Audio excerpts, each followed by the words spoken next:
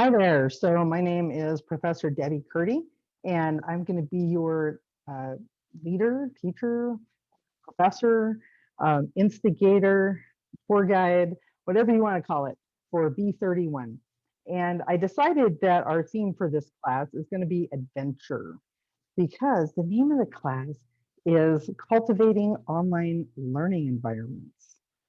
That sounds like an adventure, right? Especially in the given era that we're in, with everybody being online and everybody being on Zoom or being on discussion forums, or like, how do you cultivate a community? How do you cultivate a learning community? We're going to talk about that. So what I want to do first is I want to get the boring stuff out of the way first. I'm going to give you a little bit of a tour, tell you kind of how the class is organized, and then we'll come back and I'm going to talk to you about some exciting stuff. So let me share a screen. We'll get over here. And when you log in, this is what you're going to see. And so you should get into Canvas first thing, as soon as you can. And I know this is a crazy week. Like, I know that this is, for a lot of people, the first start of class, for the spring semester, right? The timing on this wasn't awesome. And so I've planned a week that's a little bit of a soft start, but there's still a couple of things you need to get in and do. And the first thing you should get in and do, maybe not even to, the first day of class, but as soon as you can, get in and just click the links. I left on purpose not very much stuff open because I didn't want to overwhelm people. So we have an orientation module and a project module open. That'll give you a good start. And then next week we'll dive in ahead for sure. So when you come here, you're going to see this. So if you see this, you're in the right place. And if you see the Cultivating an Online Learning Community video that we're making right now, actually, that's what's going to go here. And so you'll also see a to-do list. So as you can see, there's a couple of things to get done. Not very many, but they do need to get done, but we'll get to that. So if you move down here, you're going to see there's a course navigation section that will take you through each of the different modules that we are going to go through. We're going to talk about some really interesting topics because there actually is a lot of research that goes behind why we're doing what we're doing and why we're talking about what we're talking about. And as an educator, that's a very empowering thing to know that we're not just making this all up, that there is evidence that this actually works. We're going to look at digital citizenship because that's a very important topic. We're going to talk about some design strategies and some LMS tools, learning management system tools, for how you, what you can use to pull this all together. And then we're going to wrap it up with online learning standards. So that will take you throughout. Now, right now, all the modules are closed except for the first two. But like I said, you have to go through the orientation before the class projects will open up. And it won't take you very long. So let's look here. Let's go to the syllabus link. That's where most people like to begin. And this is just a very truncated version of the syllabus. It's not very long at all. If you want the full syllabus, click on Google Drive, and I'll go to that link here in just a second. But what you want to pay attention to are the student learning outcomes, because this is what you're going to get by the end of it. So the goal is that you could develop a highly interactive and engaging theory-based online course, okay? We're not going to just sit there and play video games or whatever. We're going to do things based on good educational theory, but that can also be fun and engaging. So we'll see how that goes. Upon successful completion of the course, you can develop and utilize research-based online class management strategies. And I'll be honest, so that's what gets a lot of people, is the class management part. How do you manage all these students? I just finished the B30 class. There was 120 students in there. And in this B31, there's about 80. And so I've got lots of tips and tricks for how to make that all work. And then finally, you're going to be able to evaluate and effectively implement external tools within the LMS or without to enhance an online learning environment, because there are so many tools. And I'll make some recommendations, and there's some recommendations built into the course. And so hopefully by the end of the 8 weeks, you'll come out of this with a pretty good addition to your teaching toolkit. You move down a little farther, there's a video that I use with my CIS classes. I'm a CIS professor. And it just gives an overview of, I don't know, just a little bit about me so you know who you're dealing with for the next 8 weeks. And there's some contact information down below. But let's jump back up to the syllabus. And let me see if I can get this to go up. I already have it open in another page because I didn't want to wait for it to load. And so if you start off at the top of syllabus, it's got all the typical syllabusy things. But what I want to do is make sure, we'll go back up there in a minute, but I want to make sure you understand how the class is organized. So every week a new module will open up, and we've got those 5 modules, the topics we just talked about. But wrapped around that module are different projects, okay? So the orientation module is 10% of the grade, and believe me, that's an easy 10%.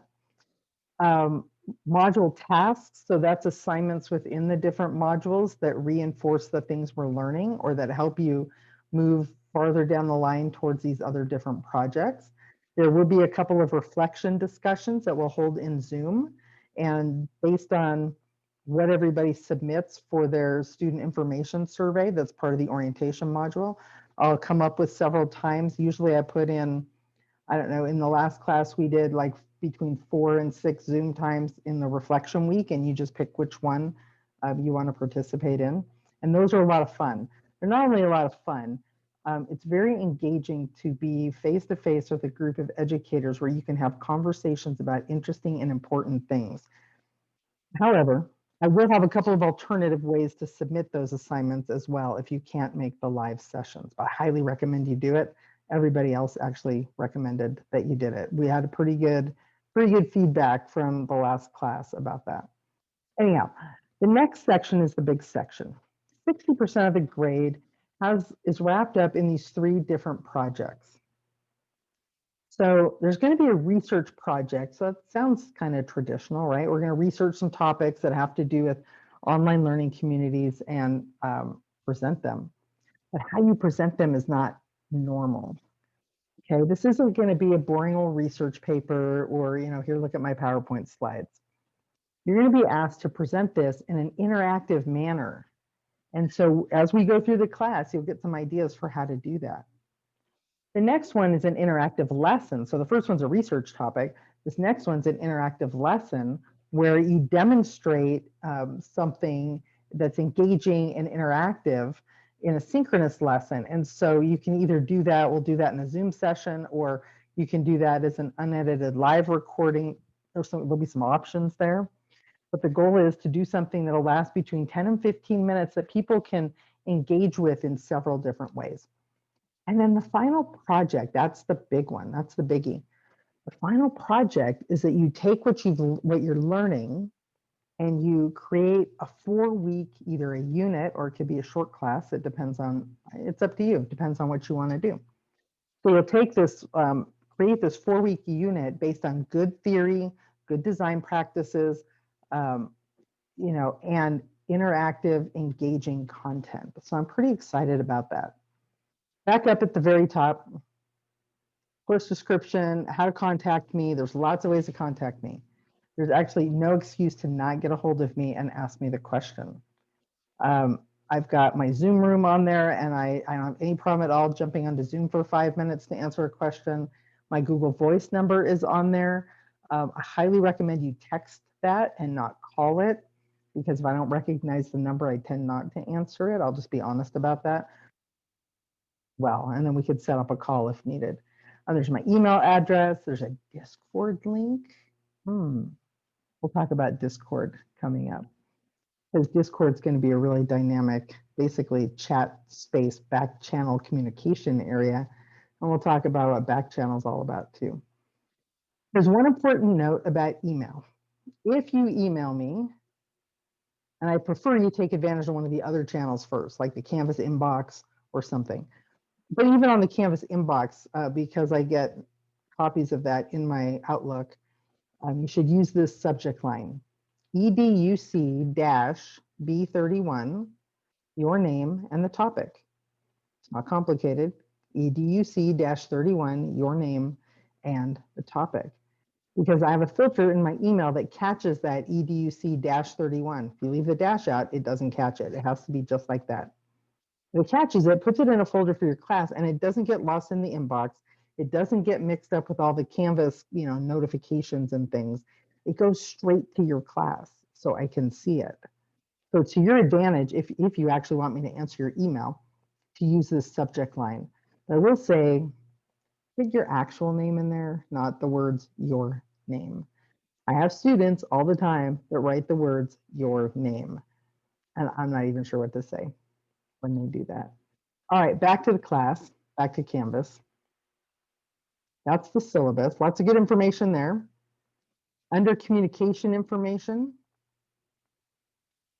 just lots of ways to contact me, pretty much the same stuff that's on the syllabus, with the exception of a live link to Zoom.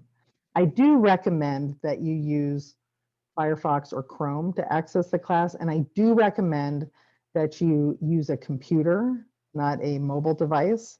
And I do recommend that you get the app version of things like Zoom and Discord, because they'll work much better than the web browser version. Okay, so those are my recommendations to minimize the amount of frustration that typically happens when you use, mobile devices or web browser versions. This link here, support resources. This is just what it says. It's a lot of really good information. There's a whole big section here in using Discord. I keep bringing that word up.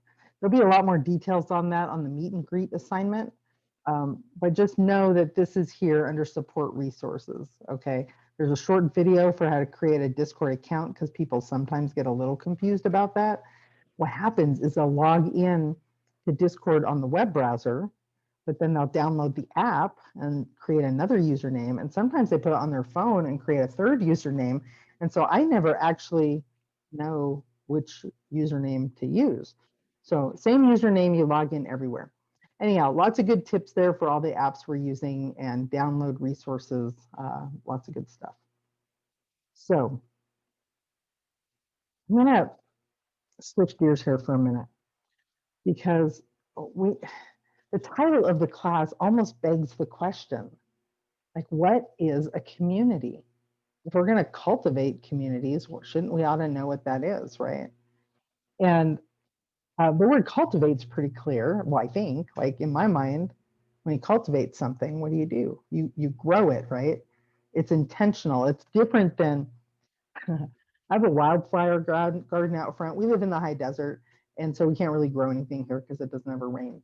However, I have a little space out front where I throw wildflower seeds out there every couple of years. It reseeds itself, so I don't have to do it every year. And that's pretty much all I do. I throw the seeds out and I pull some weeds.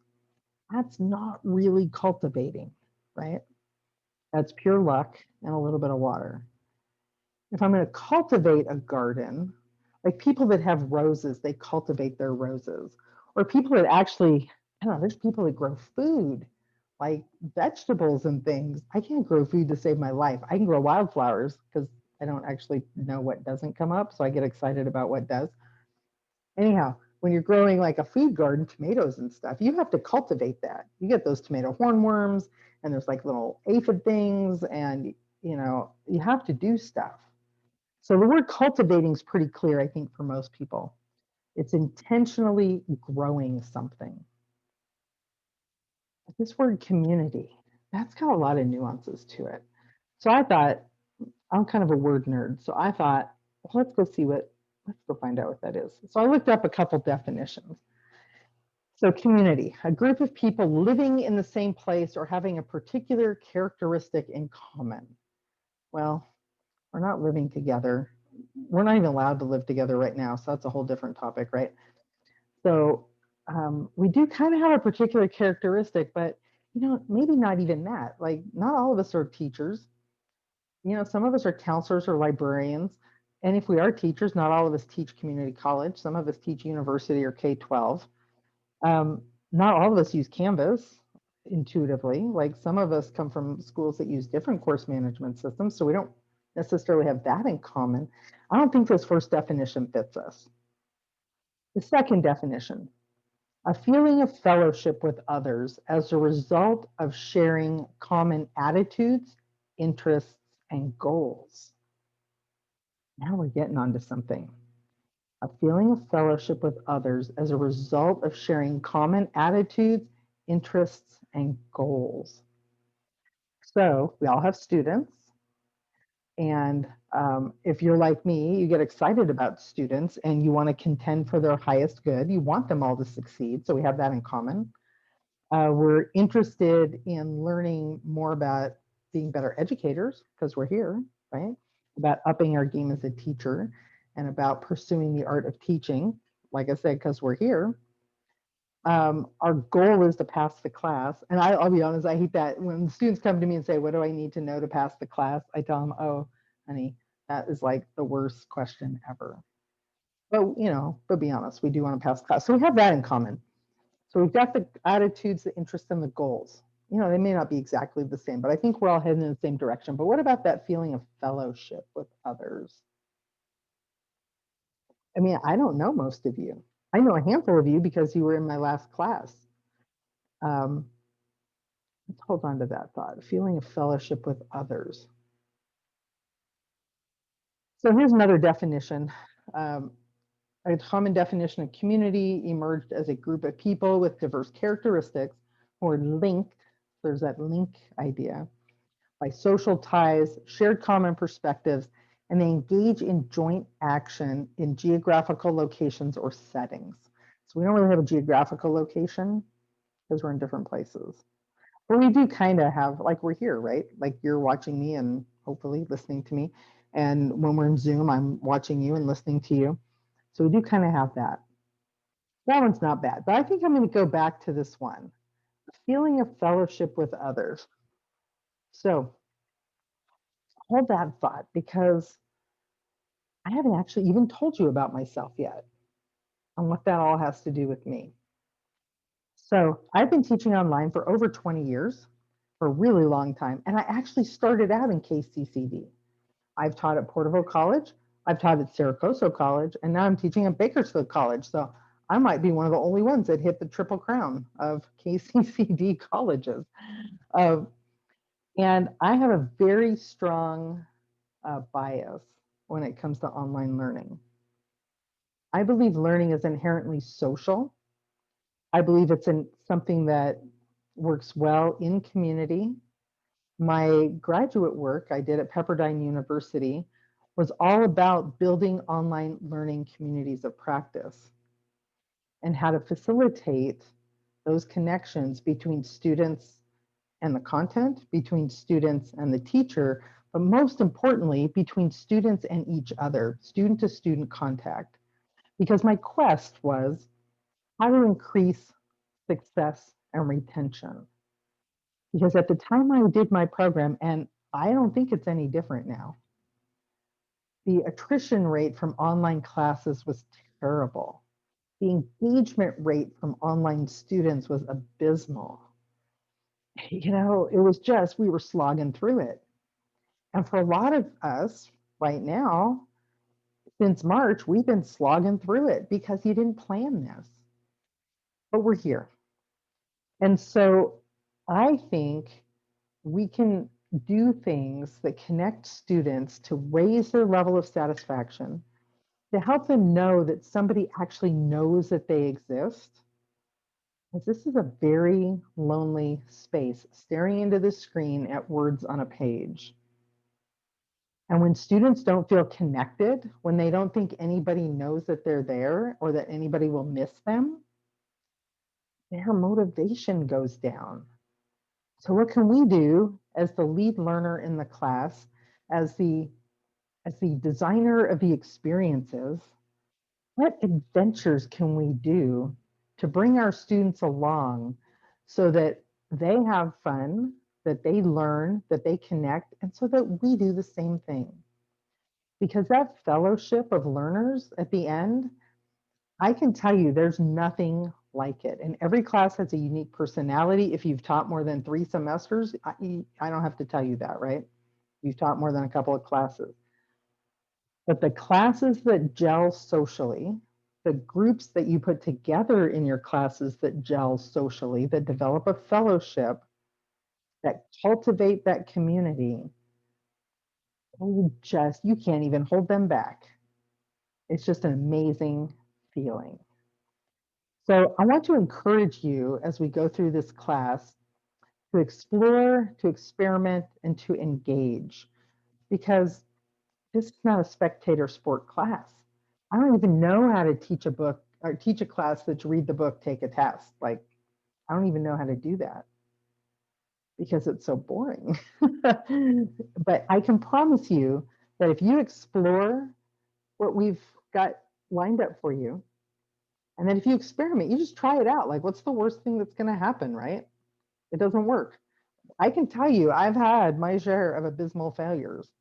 And you just kind of psychoanalyze it a little bit and you say, okay, well, next time I'm going to try it this way and see what happens.